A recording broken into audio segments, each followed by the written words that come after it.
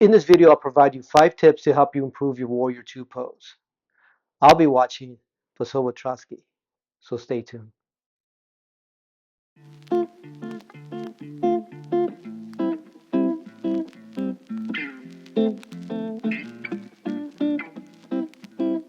So this is the wild child of yoga, and he's going to help us break down, give you some 5 tips for your Warrior 2 pose. So I was walking in Berlin one day, right? And I was walking around the streets of Berlin, and I looked up, and there was this rotating advertising sign, and it was the wild child, right? And I go, wow, look at that. But what really struck me was how balanced this pose was. And I go, this would be a great image to help give you some tips for Warrior 2. So let's go with it, okay? All right, so let's break it down. We're going to start from the ground up and work up all the way up to the top of the head there. Okay, so 5 tips. So tip number 1 is the stride. Okay, so one way to improve your Warrior 2 very quickly is to think about your stride. You want a long stride. Okay, if you notice, this is a long stride. Most people, when they look at the stride, they go, damn, this is a really long stride. So this is really long, and this is, he's has been doing this for a while. So his stride is going to be longer than probably yours and mine, right? So you want a long stride, and so you have to think about, but how long, right? You want a long enough stride that you feel that your inner leg muscles, your adductors, are working pretty strongly. And you can probably maintain the pose for, let's say, three to five breaths, right? You can feel that you're working pretty hard, but you can maintain the pose.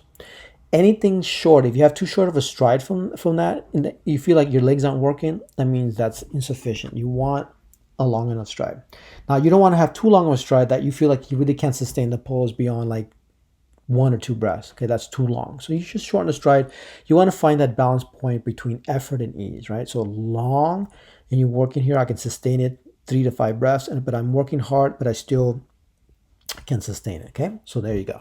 One thing to think about the stride as well. For most beginners, even most intermediates, quite frankly, you want heel to heel action with the feet.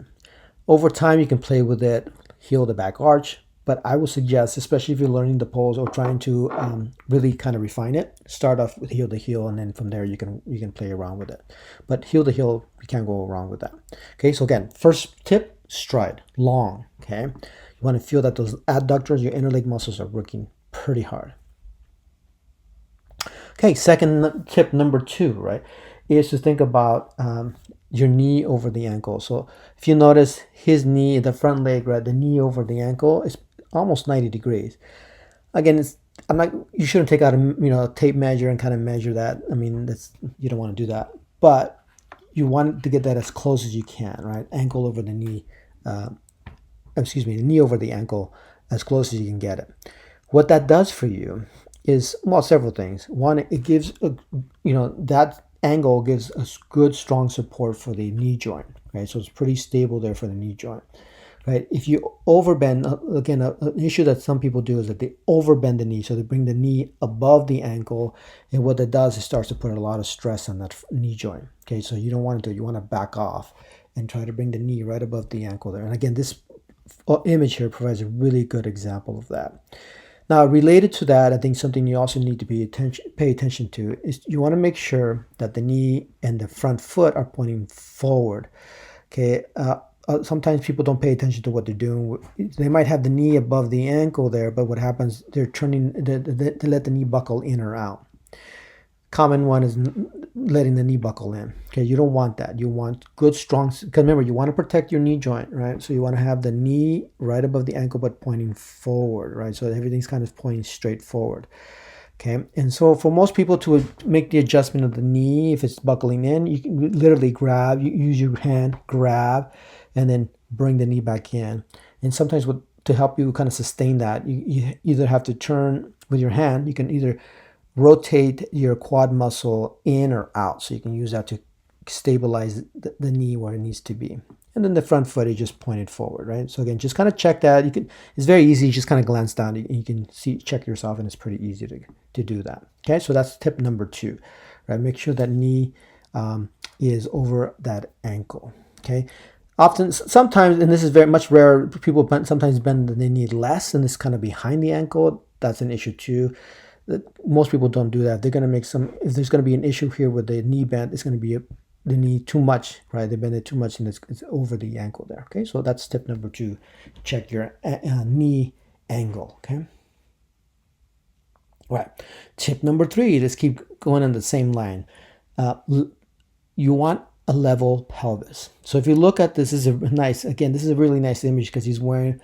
You can see that his pelvis is pretty level because if you see the top line of his underwear, it's almost a straight line. Okay, so the pelvis is level.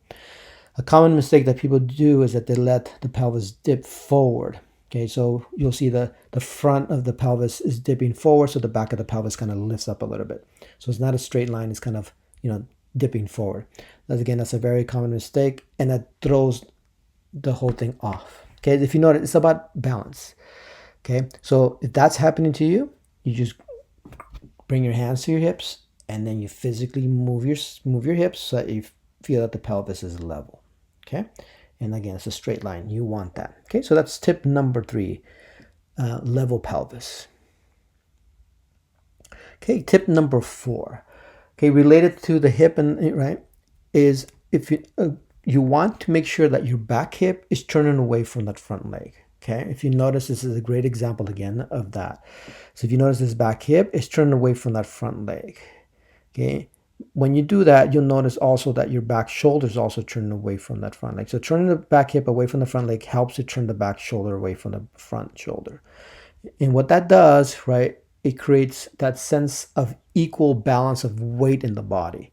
Okay, so again, a common mistake that people do is they turn the back hip towards that front leg, and and that turns. It's like the people want to turn forward, right? So no, you want to turn the back hip away from the front leg. If you notice, that helps to open up the front chest, the front torso, right, and the front hip wide open, sideways. Again, it's about having balance of like equal weight of the body. Okay, so that's one way to do it. So again, if that's happening to you, that you're turning the back hip towards the front leg, again, you do a manual adjustment. You use your hands, especially the back hand. You turn the hip away from the front leg until it stops. You don't have to crank it. You just turn it away from the back hip until it stops. And more, that's where it's going to be, right? Boom, you stop, and that's going to bring your body there. And then if you want to check yourself, you can also do that with the back shoulder. You can turn the back shoulder away from the front shoulder until it stops, right? It's just to bring you in that kind of arrangement, like you see here in the image. Okay, and that's going to help you create a nice, open, balanced pose. Again, I'm going to use the word balance a lot because that's how. If you notice, the pose is very balanced. It's a very strong pose, but it's very balanced. Okay, and then the last thing, the tip number 5. If you notice here, is that his head, torso, and pelvis are on the same level. Right? It's almost like a straight line, right, from the head all the way down to his pelvis. A common mistake that people do is they lean forward, right? So I think what happens is people want to reach the front arm forward, so like they're reaching towards the front mirror, for example, and that brings the front side waist towards that front leg. That's a very common mistake.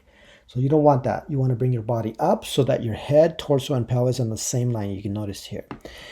And what this does, and this is the beauty of this particular image, is that it creates a very, again, balanced pose, right? If you were to literally cut him in half, right, it's like there's equal weight between the front side and the back side, right? There's nothing competing with itself, right? The back side, right, half of his body is moving away, right, from the front side, and you notice that the front side is moving away from the back side, right? So it's almost like he's, wide open, right? And if you notice, it's a very balanced, strong pose.